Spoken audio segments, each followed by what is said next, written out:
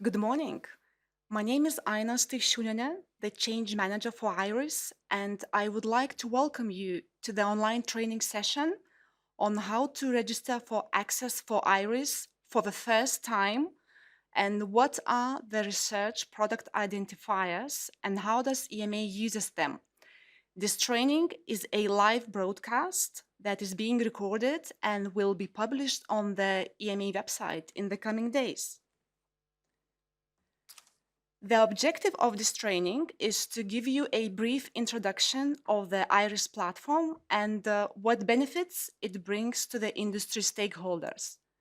I have a nice bunch of experts who will participate in this session to provide you with a summary of the registration steps that are required to be completed before you can carry out certain EMA procedural activities via the IRIS platform.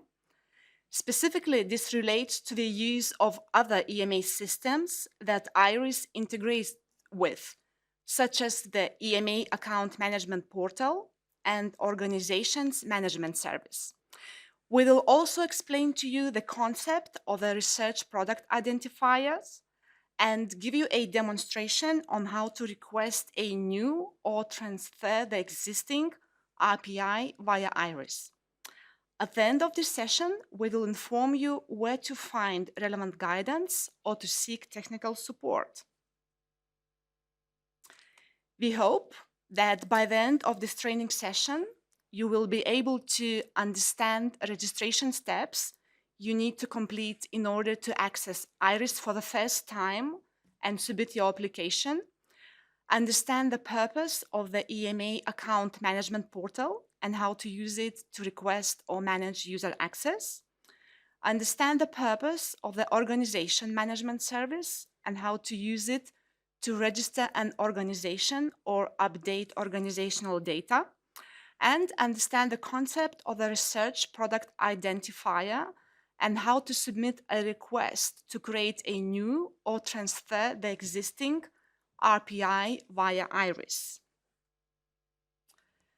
I now give the floor to Paolo Tomassi, the IRIS product owner, who will give you an overview of the IRIS platform and what benefits it brings to the industry stakeholders. Over to you, Paolo. Thank you, Aina, and good morning, everyone.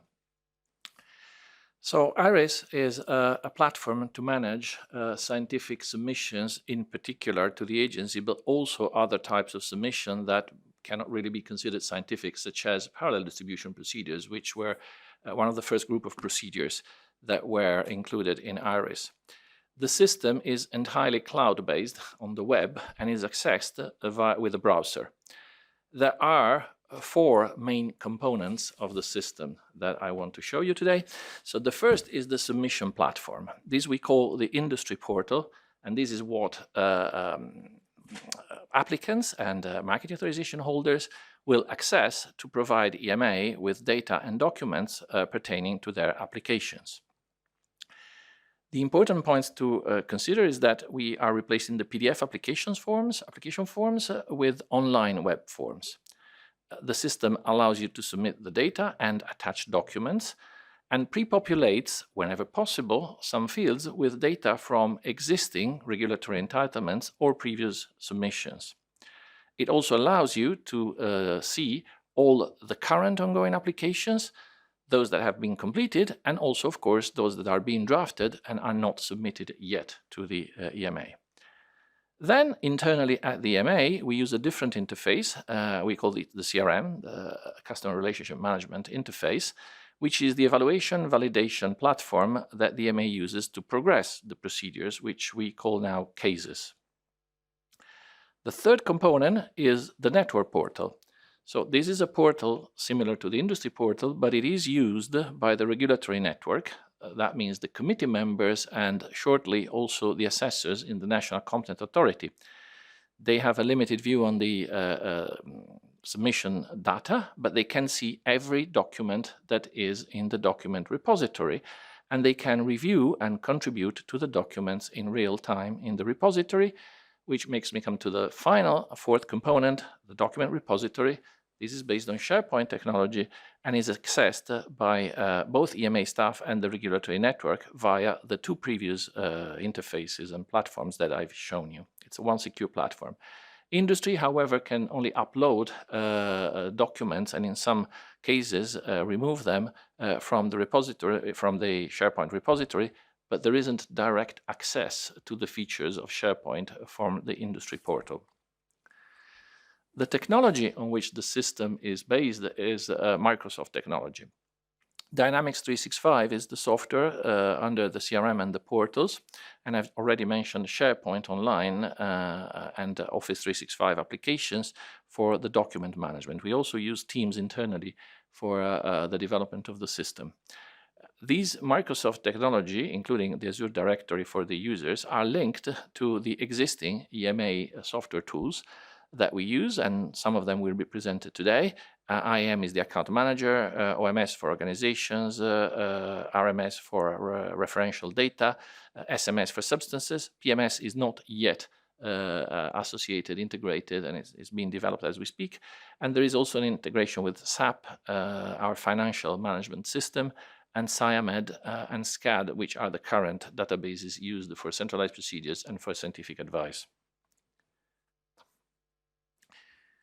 So what are the benefits of this new system?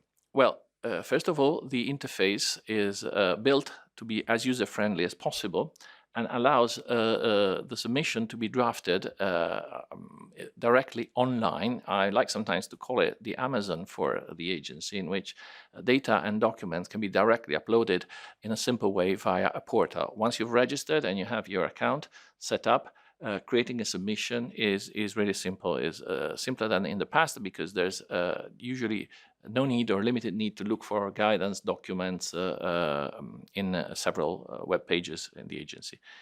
You use the same credentials for all the applications carried out via IRIS, orphan designation, in ITF, scientific advice, in future other. With a caveat, parallel distribution has different credentials. That is because it's usually a completely separate set of users that use this function. But for all the scientific applications, you do use the same credentials. The system pre-populates many forms with data already existing. For example, if you request a protocol assistance for scientific advice, it will pre-populate data from the related orphan designation, thereby ensuring consistency, improving validation, and saving time. You can check online the status of your application and the related case, 24-hour, of course, a day. The system is always active. And you can access this from multiple devices, not just your laptop, but also also tablets and phones with an interface that adapts to the device being used. All the final advantage is security. The documents are available direct in the portal. They are not sent via email or via UdraLink. UdraLink is safer, of course, than email, but the security features in the repository and the portal are a definite improvement over both emails and UdraLink. This was my last slide. I will now give the floor back to Aina for the other presentations. Thank you, Paolo. The next topic, IRIS registration process for someone who will be using the platform for the first time, will be explained to you by our colleague, Carlotte Lucas, the change manager for IRIS. Thank you, Carlotte. Good morning, all. So over the next 10 minutes or so, I'll explain to you the steps required to be ready to use IRIS. As already mentioned, this is if you have never accessed any of the AMA platforms before. So there's a good chance that many of these steps you or your organization have already gone through, but I'm going to go through it from the beginning just to provide a clear overview. So to access IRIS, the platform needs to know 3 things ahead of time. 1, who you are, and that relates to your AMA account. 2, what organization you represent, if you represent an organization. And 3, what user access role you need to have. All these processes are actually managed outside of IRIS itself. Now, furthermore, for some IRIS submissions, there are some additional information needed. For some scientific procedures, a valid research product identifier might be needed, and this will be gone into more detail later.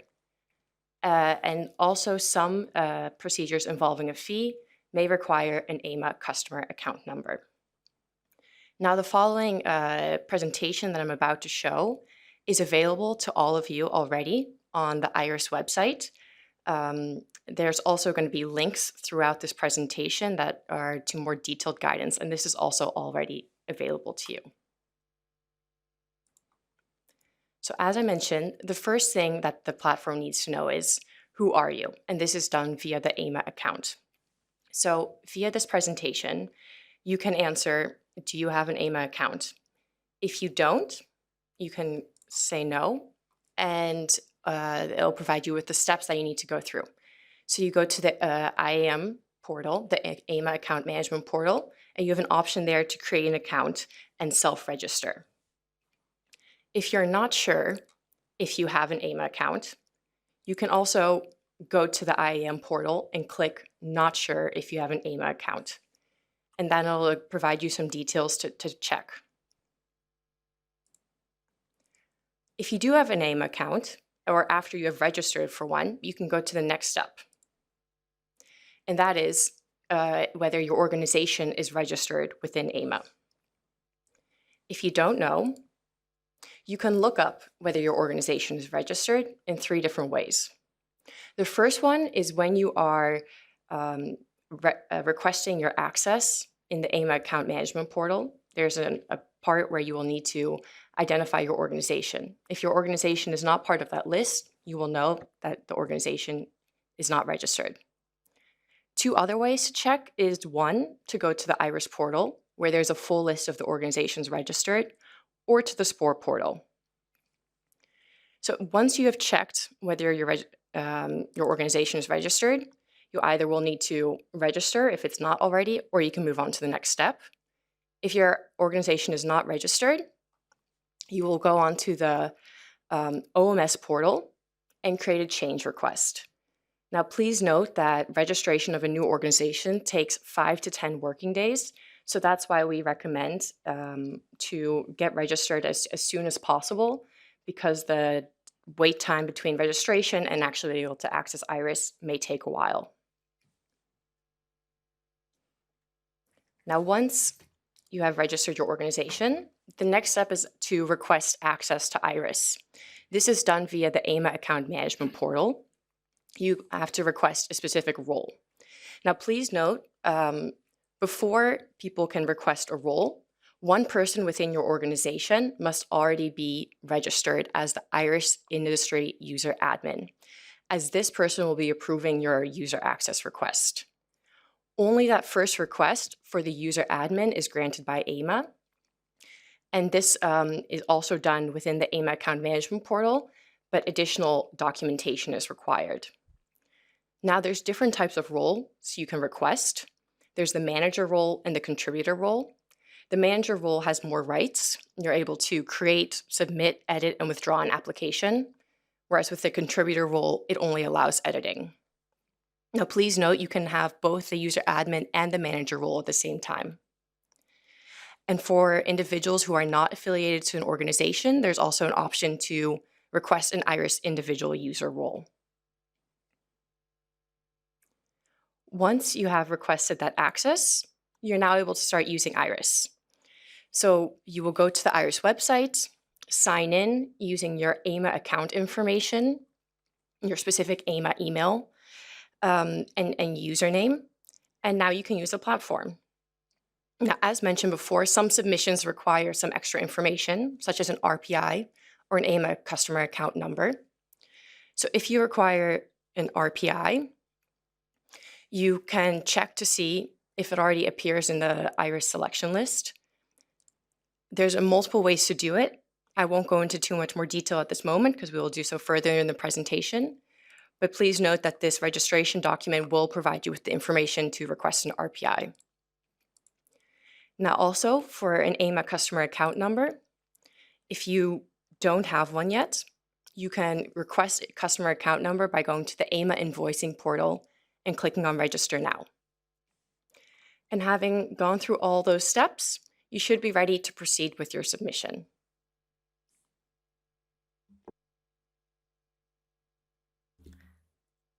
Thank you, Carlotte. That's great. We will now dive into the more detail about the EMA account management portal and user access management that will be provided to you by our colleague, Carlo De Vittoria, the Technical Service Manager for IAM. Thank you, Carlo. Thank you. So, the M Account Management Portal offers you different functionality. In particular, you can create an EMA account, also known as a self-registration. You can recover your username and password. You can reactivate your account if it is disabled or locked.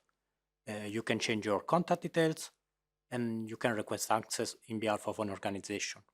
Furthermore, if you are a user administrator, you can manage users of your organization, list them, and revoke their access. So let's see these functionalities one by one.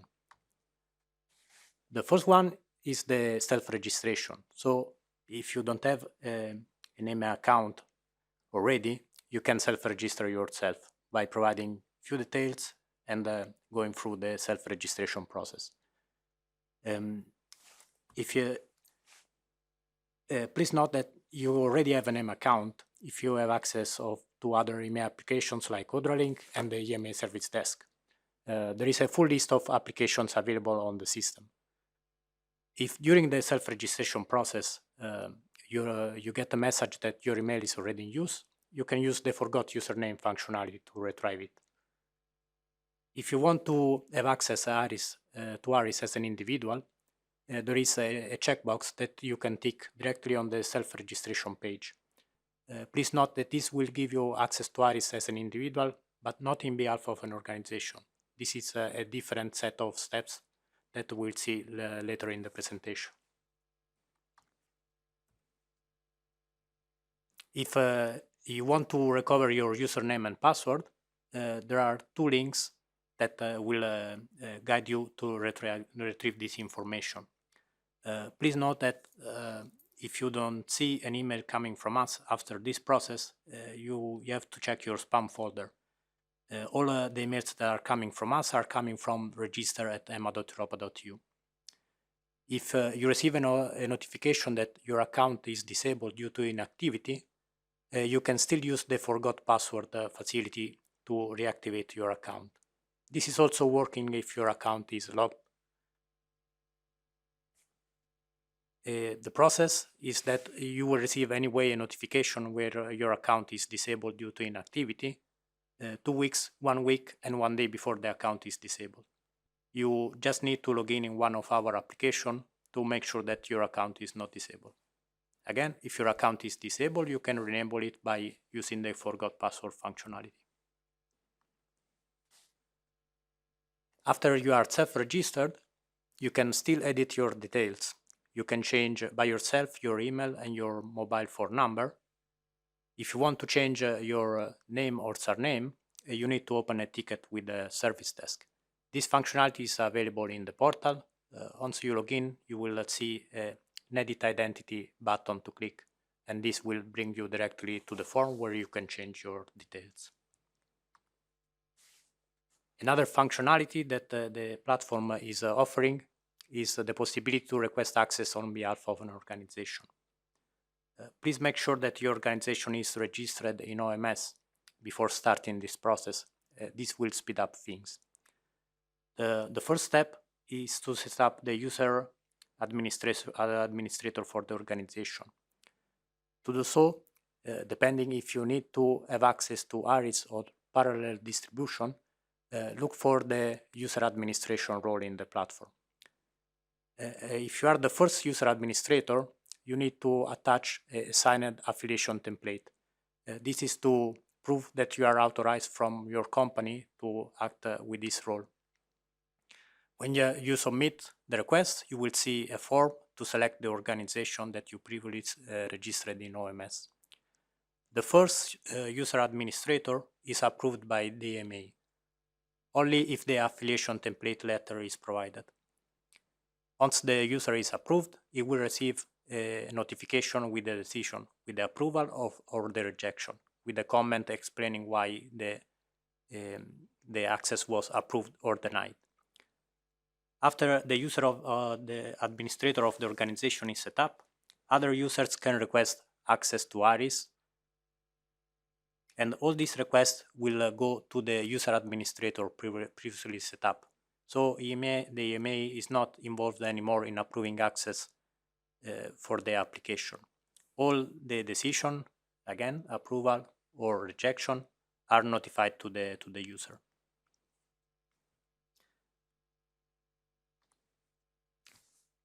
Few more notes on this part. For the first user administrator, we strongly suggest to use a work email. This will allow us to easily identify that you belong to the organization you are requesting access for. EMEA can refuse requests coming from private accounts such as Gmail, Yahoo, and similar private addresses. We also recommend to have more than one user administrator. This will increase resiliency. So if a user administrator is not available at that time, the request can be approved by the other user administrator. Please also note that this process needs to be done only once. So the user administrator needs to be set up the first time, and then will be able to approve all the other requests. And also the request for the other users needs to be applied once, and then they will have access to IRIS. For third-party providers like consultants, they can access the platform. They can act as a user administrator. What we ask is to provide more information in the affiliation template letter so that we can recognize that are authorized by the company to act in behalf of the company.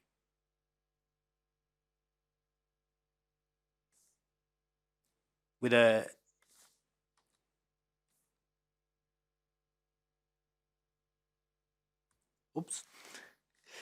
And that's all on my side. Just another thing, if you are a user administrator, you can have access to a functionality that is called IRIS Role Admin.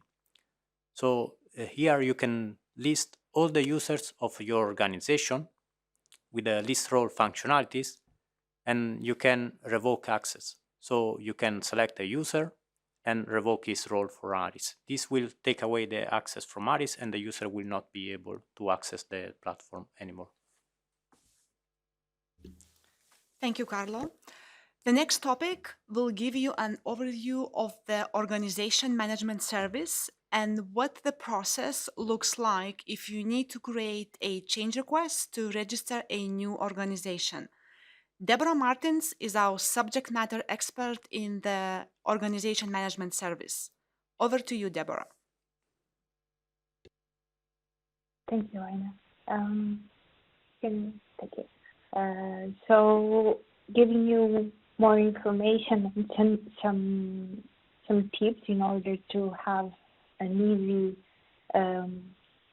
easy registration, and to how to identify your organization and to make sure that all the data that you have in front of you follows our data quality standards. So OMS provides a single source of validated organization and location data to be used as a reference in regulatory procedures. This is what you have in the presentation is how the OMS interface looks like. You also have access to a direct link in the presentation. In this interface, you have different sections, but just to summarize, using this interface, you'll be able to create new data, organizations, or locations, update any of the organization or locations present in the OMS dictionary, export information. You also have access to a document session that will provide you guidance. I would like to bring your attention to two very important documents. One that provides you information on the roles in the same way that to access IRIS, you need to request a certain role depending on the type of position and activities you perform. In OMS, you have the same, you need to request the same access. Well, it's not the same. We have our own roles, but I'm going to guide you through it. Other very important document, and I think during the presentation, I'm not going to show you the step-by-step because we have a document, a web user manual available in the sport portal that has a step-by-step that helps you either showing you how to create a new organization, a new location, how to update any of the data that we have.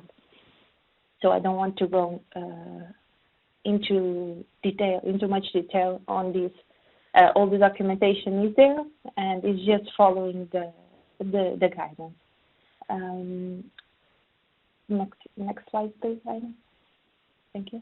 So in terms of access, we have several types of levels of access. We have the guest access. Everyone can access to it. The only constraint is that we only have access to the content view. So you can see, you can navigate, you can have access to the documentation without requesting any roles. You are limited, you cannot submit any change requests, but for that, you need to request certain roles, and there's validation process that we need to follow. There is another role which is the unaffiliated. This is a role that is automatically assigned to your account when you create an EMA account. This is a bit of, it gives you more access to our system. This was designed when you want to request a role, but the organization is not yet available in SPOR portal, in OMS portal.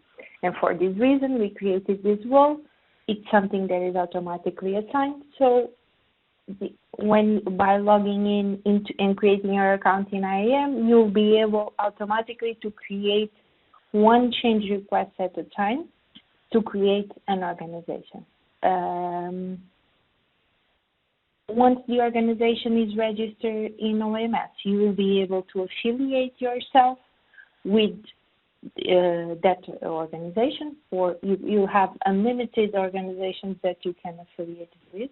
Depending on the type of role that you'll be performing, there are two main roles, which is the sport industry user and the sport industry super user. The main difference in these ones is that the sport industry super user should be the representative from a certain organization, because this will be the responsible for managing all the users. And in alignment with Carlo previously mentioned, for this super user, which is the one that manages all the users, we recommend, it's part of our requirement, that we need to have a work email from the same organization. In most of the emails we can easily recognize. If not, you will be inquired further information. Why are you providing a different email? This is just in case a consultancy or a company that wants to represent another company, if the name is different, then we know that the person is not a real representative of that organization. Okay, it can act as the other organization, but we advise that the first super user needs to be someone that belongs to the organization that is requesting the role. Next slide, please. Thank you.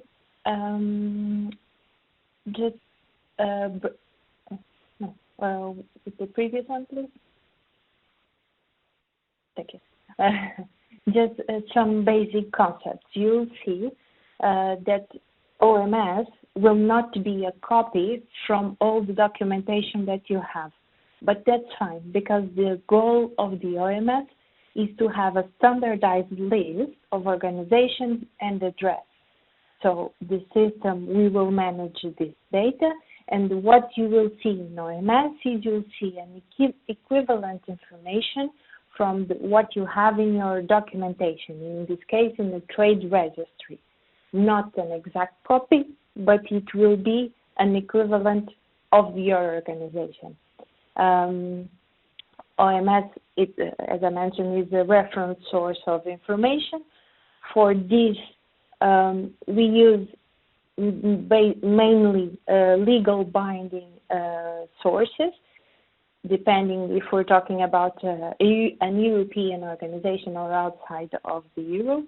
The main documents that we use to validate this information is the trade registry or the DEMS website. Of course, we understand that there are organizations that they are not registered, but we have all the scenarios covered, and we have all the validations depending on the organization that we have in front of us.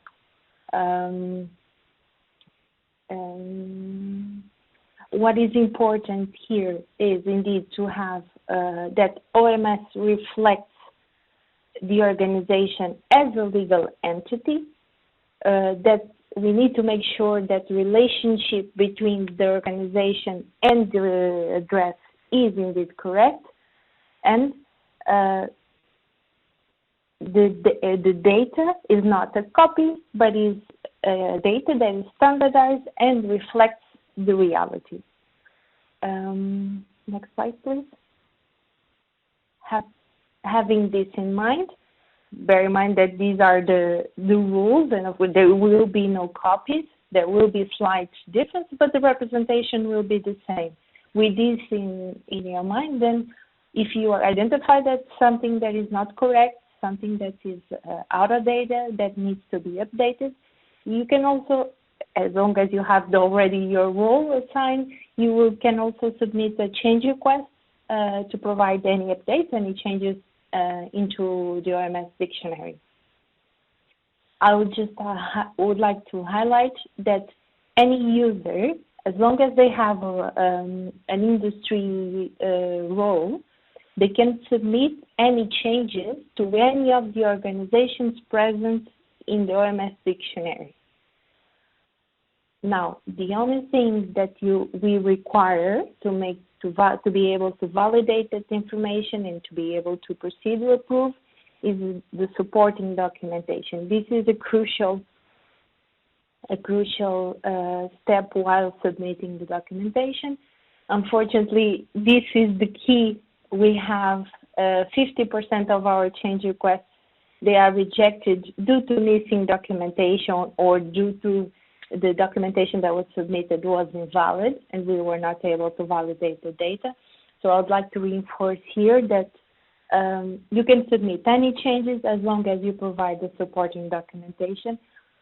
Ideally, it would be an export from the business registry of the designated country.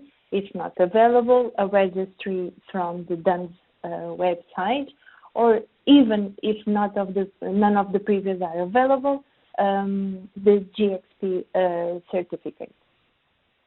So when we go into the SPOR portal, it's pretty straightforward. You just choose your organization. If you want to update, you just click update location. If you want to create a new, you just click to create a new organization. Once it's submitted, it goes into our system for the validation process. How do we validate the data? We have a detailed process. We have 3 main sources to validate the data. So the first thing is to make sure that the document is submitted. Once we verify that we have that supporting documentation, we need to validate and to verify the veracity of that document. For that, we use the business registry or the DEMS website.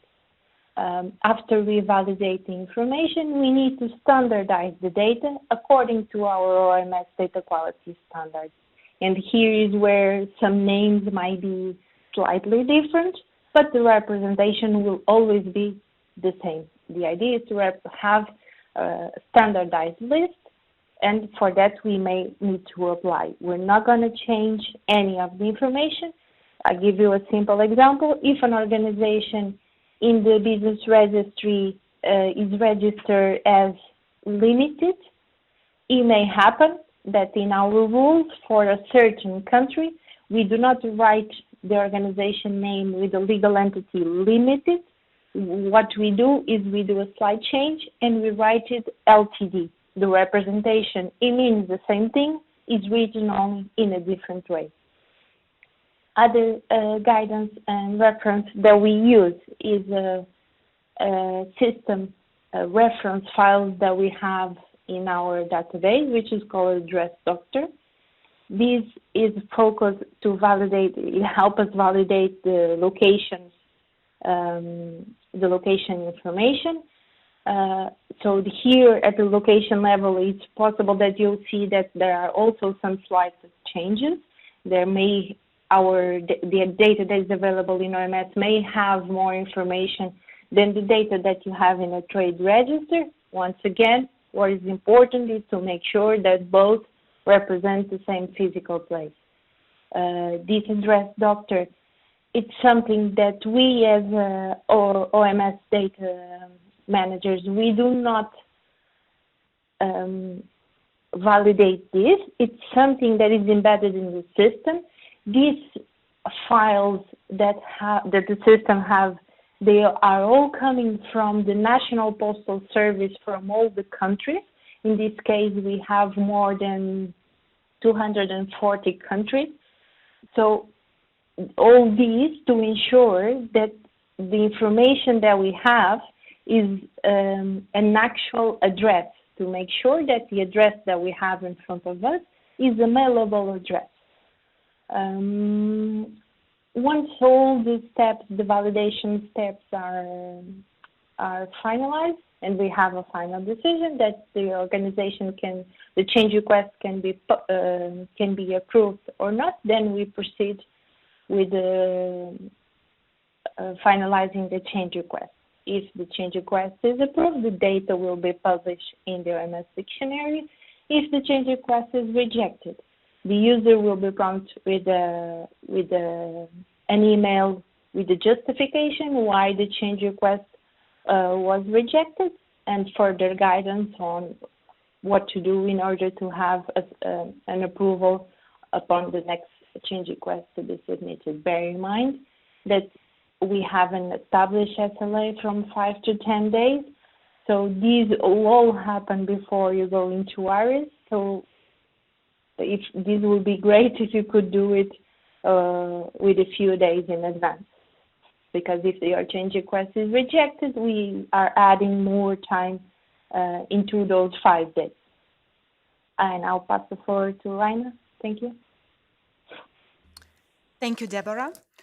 The final part of this training will focus on the research product identifier, including a demonstration on how to submit a request for a new research product identifier or transfer the existing one via the IRIS platform. Paolo is our subject matter expert in this field. Floor is yours, Paolo. Thank you, Aina. This is me again. I'm Paolo Tomasi. I'm the product owner for IRIS here at the European Medicines Agency, which basically means I represent the interest of the users of the system, not of the developers, the users. And that includes industry, of course, and individuals who submit applications, but also the staff here at the agency and the network users from the committees and the national competent authorities who use IRIS from their workplaces. So, my presentation is in two parts. First, I'll give you some general introduction about what an RPI is, this new beast, well, not that new after all. And secondly, I will show you online how to request an RPI and transfer it. In fact, I haven't prepared this second part. I'll do it online on the system live in the UAT system. So it's a user acceptance testing system. So we will see if there is any stumbling block in real time, actually. So the RPI is in fact the successor of what we used to call at the agency UPI, a Unique Product Identifier. This has evolved into a more embracing concept of how we manage products here at the agency. So an RPI identifies a development concept, which usually is a new medicinal product, or it can be an already authorized product defined by an RPI. However, it is possible that an RPI needs to be created for other things that are not a single medicinal product. It could be, for example, a new methodology, a new technology, a series of medicinal products or substances being developed at the same time, which will probably end up in many of them not being further developed, but only one or possibly two going forward. For Innovation Task Force briefing meeting, these type of RPI, in fact, is about half of their procedures. And occasionally it happens in scientific advice. And of course, that's what applies for qualification procedures, where the subject of the procedure is not really a medicinal product, but it's a methodology or a technology. What do we use RPIs for? We use them here at the agency to connect all submissions, procedures, so cases, and regulatory entitlements that belong to the same development entity across the product life cycle, and regardless of whether the product changes hands in the meantime or the name, which is what usually happens. One of the reasons for the need of the RPI is that active substances change their name during the life cycle from, for example, a company code to a chemical name and then an INN, and then there is an invented name. And it was extremely difficult before the RPI to follow a development product throughout the life cycle and the several applications that the EMA uses to manage them. Some of the principles of the RPI concepts are listed here. The first one I've already mentioned: if a development product is transferred to another developer, or if a submission is done by a consultant, which is different from the consultant who did the previous submission for the same development product, the RPI remains the same, which is why sometimes there is the need to transfer an RPI from a company or an organization or even an individual to another. Second, we have already created RPIs for all the centrally authorized products that are in SciMed, and we have an association for every centrally authorized product to an RPI. Now, for this scope, you need to consider that generic, hybrid, or biosimilar products from different applicants, but that have the same active substance or substances, have different RPIs because they are different developments. However, if you have two authorization products, that's the other term that we're using, that are actually the same substance and the same applicant, but they are different marketing authorization products because, say, for example, one is orphan and the other is non-orphan, then there is a single RPI. For example, for sildenafil from Pfizer, we have Revascor, we have Viagra, they're both centralized. They're different authorization products, but there is only one RPI. Another concept is that if you're developing as a company a new medicinal product, which is both for human and veterinary use, that will need two separate RPIs because we consider human and veterinary developments to be separate. Finally, just a technical note, a human RPI, because there is a domain for RPIs, either human or veterinary, can only include substances from SMS that have the human domain assigned. This is done automatically. In fact, in ARIS, when you request an RPI for human use, you cannot include substances with a veterinary domain because the system will not allow you to do that. A veterinary RPI, on the other hand, can include substances that are human or veterinary. Now, rules get a bit more complicated here because the SMS database needs some cleanup here, and there are some duplicates in the veterinary substances, not in the human ones, but more about that later. So why is the RPI needed in IRIS? Well, an RPI is necessary for every scientific submission related to a product or a development concept. In orphan designations, ITF, scientific advice, etc. An RPI is not necessary for parallel distribution, on the other hand. So you need to have an RPI number ready at hand before you can create a new submission. And in fact, this is a blocking step because you are not allowed to proceed in the submission unless you've added the RPI number. But to facilitate applicants, in many cases, it is not actually necessary to remember and type in the RPI number if the system can presume it from something else. For example, if you are submitting an annual report for orphan designation, you need to tell us the orphan designation. Now, the orphan designation is already linked to an RPI, and that will be automatically populated in the submission request and you won't be asked to specify an RPI because we already know from the regulatory entitlement, so the orphan designation. The same will apply for scientific advice. If you're asking a follow-up scientific advice, you will tell us the number of the previous scientific advice, which will be linked to an RPI, and then you won't be requested to add it. If the RPI is missing in the previous scientific advice, on the other hand, then you will be required to provide an RPI. An important principle is that we want to avoid at all costs duplication of RPIs, because this leads to confusion. So don't request an RPI if the product already has one. Most products should have an RPI unless they're really, really new and they've never come to the agency before. If you've come to the agency before for a procedure, chances are the RPI already exists, even if you can't see it. So all centrally authorized products, all products with an orphan designation, and many products with scientific advice already have an RPI. Of course, there is a data stewarding check that we do to see if a new RPI being requested could be possibly a duplicate.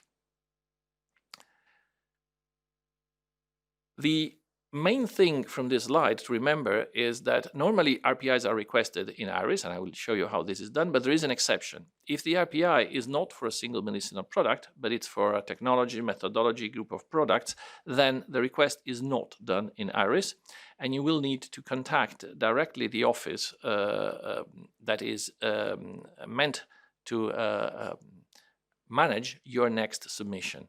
So this could be the ITF office or the scientific advice office for scientific advice. There is guidance available on the website and in the question and answers on the forum sections in the IRIS homepage.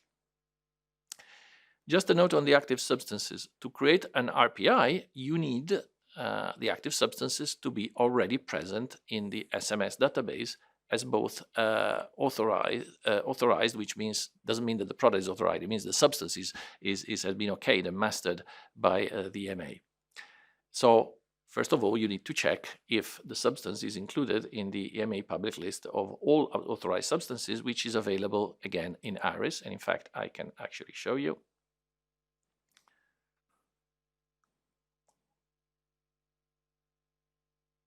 Directly online. So this is the SMS list of substances that are both authorized and current, and you can search the substance by its preferred term, the name, or any public synonym of the substance.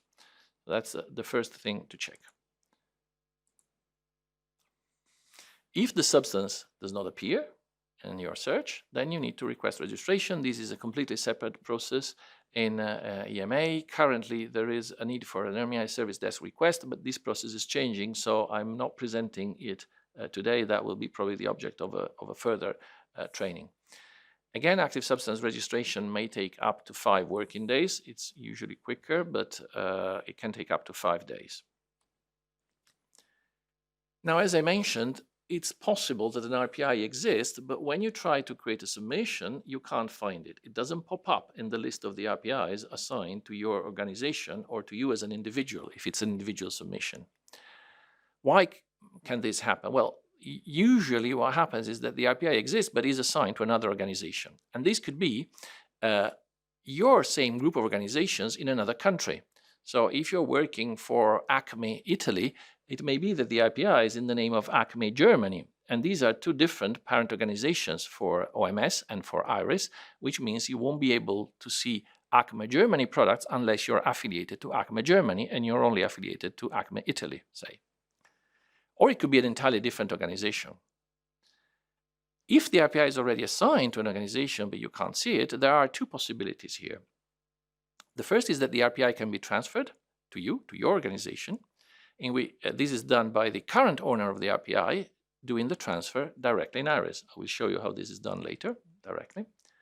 The consequence of this choice is that any new regulatory entitlement or outcome will be granted in the name of the new RPI owner. That is the scope of the transfer of the RPI. That the product is assigned to a new organization or a new individual, and therefore any outcome will be in their name. For example, an orphan designation will be in the name of the new RPI owner. However, there's another possibility. If, for example, you're a consultant working on behalf of a company, that company may not want to transfer to you the RPI. They could, and you could transfer it back. But if the company wants the orphan designation to be issued, say, or the scientific advice to be released in the name of the current owner of the RPI, then you should not do a transfer of the RPI. What should be done is that you as a user would request affiliation to the existing owner of the RPI.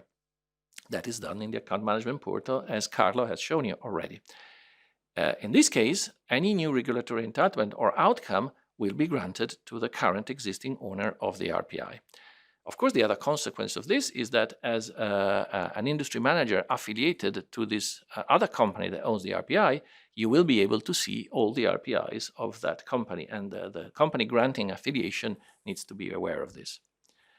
Finally, there is also a possibility that the RPI exists but is not assigned to any organization. This is often the case for all the UPIs that were imported into the RPI list. These were not properly assigned to any organization. Normally, we at EMA find this when a new RPI is requested, we find that it already exists, but that doesn't always happen because it's possible that the name is different. So in this case, if you know the RPI number, that will help us a lot. What needs to be done in this case is to send a service desk ticket to correctly assign the RPI, because these RPIs that are not assigned to any company cannot be transferred and basically cannot be seen in the system. But if you know one exists and you know the number, send a service desk ticket to us so we can reassign it correctly as requested in the service desk. So I think I'm done with the boring part of it. I will now show you how we request an RPI. So here I'm logged in as an individual user, and I'll show you a preview of a future function that we will have in the portal. It's not available yet on the production portal. I can actually check the RPIs that are assigned to me either as an individual or to a company for which I am affiliated to which I'm affiliated. So these are my direct RPIs, those in my personal name. This is test data, so ignore the names, they're just random data in fact. And these are the RPIs assigned to an organization I'm affiliated to. In this case, there's only one European Medicines Agency. So I own these RPIs, and these are the ones that I can transfer. But let's create a new RPI for the time being. We click on Submissions, then My Draft Submissions. And this shows the draft submissions that have not been sent yet to the agency. They are not ongoing. The first question, as always, is I'm asked if I'm applying on behalf of an organization or an individual.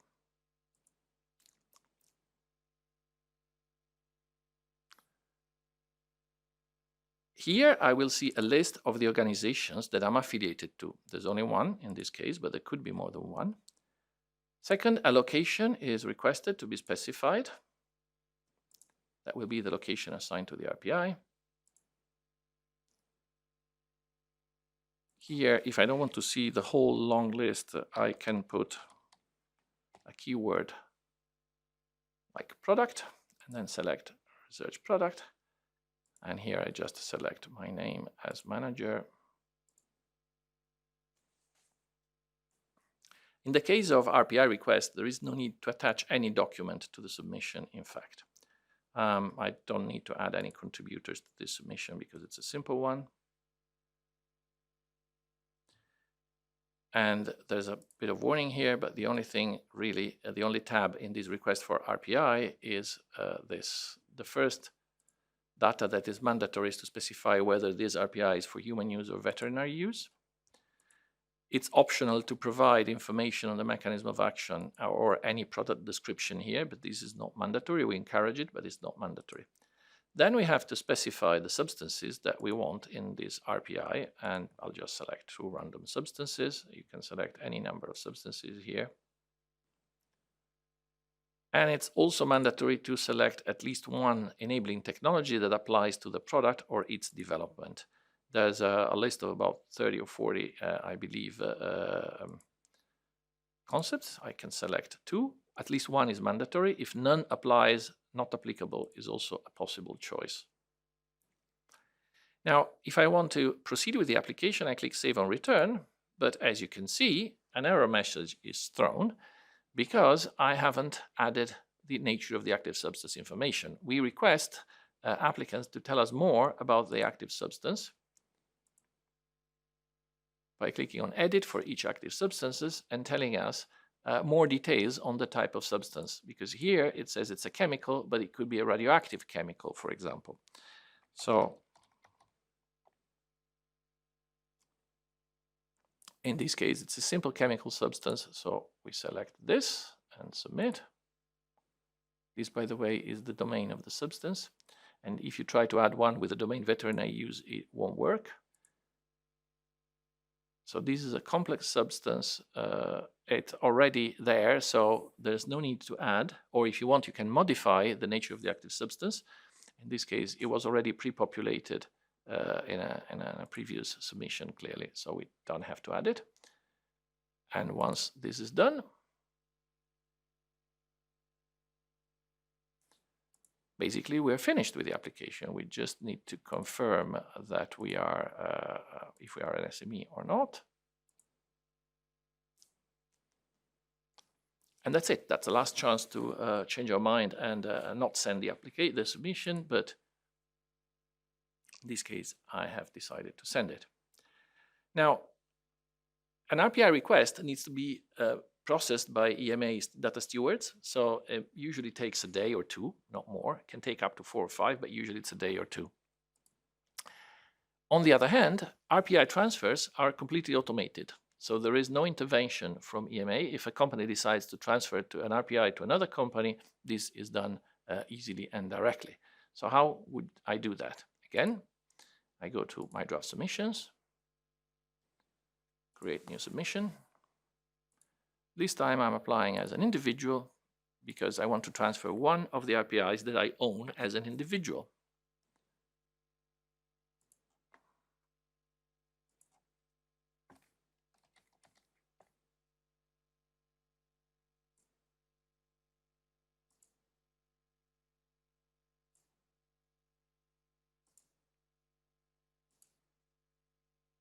Less information is requested here because, of course, there is no company to specify. I'm the individual owner here. I need to select the product, of course, and this list here will just show the products for which I am the owner. Let's select this one, idursulfase.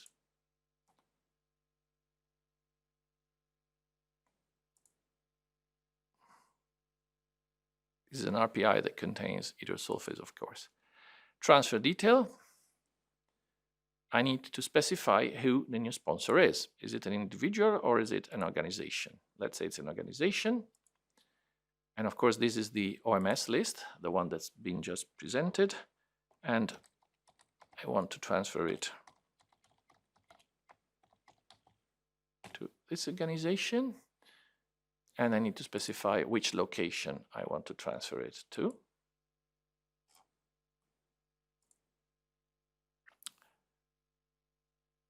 Once I've done that, I need to do a declaration that everything is in order and I have responsibility. I'm authorized to submit this application.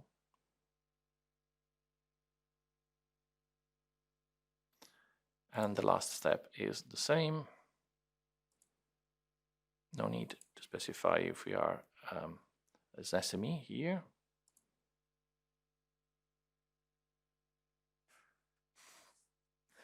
So this submission initially applies as in progress because although it is automated, this is not a real-time process. It takes a few minutes. I think it can take up to 15 or 20 minutes to show up. But at the end, you will find this submission directly into completed submissions and the RPI will have been transferred. The person requesting the RPI transfer will receive an email. It's currently not possible to send an email to the new owner of the RPI because if it's a company, we do not have an automatic email address associated to an organization or a location. So the burden is on the transferor to inform the new company that the RPI has been transferred to them. They will be able to see it, of course, in IRIS when they create an application, but the new owner will not be notified that the RPI has been transferred to them. This is important to remember. So basically that's it. As you have seen, requesting and transferring an RPI are really simple and straightforward procedures. For requesting an RPI, all that is needed is that the substances are there. Thank you very much, and I'll hand the floor back to Aina. I'll put the presentation back on. Thank you, Paolo. To conclude this training session, if you remember nothing else, please remember this. Read the guidance, which is available on the IRIS portal homepage. For an overview of the registration process, refer to the quick interactive guide. And if you need more detailed information on the particular registration steps, then please check the IRIS guide to registration. We also encourage you to visit the IRIS forums that have been recently launched. In forums, we publish updates on IRIS, release information, and frequently asked questions. Forums also provide a space for users to seek self-help and post a query. What is important to note is that forums do not replace the formal channels of EMA, such as EMA Service Desk, where you can seek support with the IRIS registration or use of the IRIS platform, and Ask EMA channel that is available from the EMA corporate website should be used for any business procedure related questions. And if you cannot find the support you need in the IRIS guidance or in the forums, then contact the EMA Service Desk. The EMA Service Desk is the only channel through which you can get technical assistance with the IRIS registration process or use of the IRIS platform. Thank you for your attention. We are now coming to the end of this training session, and we hope that you found this session informative and worthwhile, and we look forward to your participation in the future trainings. If you would like to share your feedback, then please write to us at iris@ema.europa.eu. Thank you. Thank you for the experts that have given their input into today's training, and goodbye.